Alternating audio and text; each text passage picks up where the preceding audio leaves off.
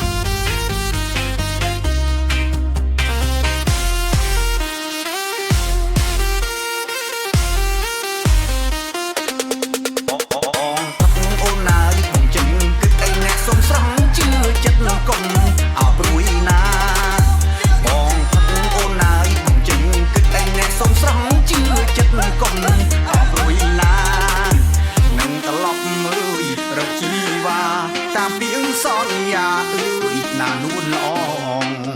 នឹងត្រឡប់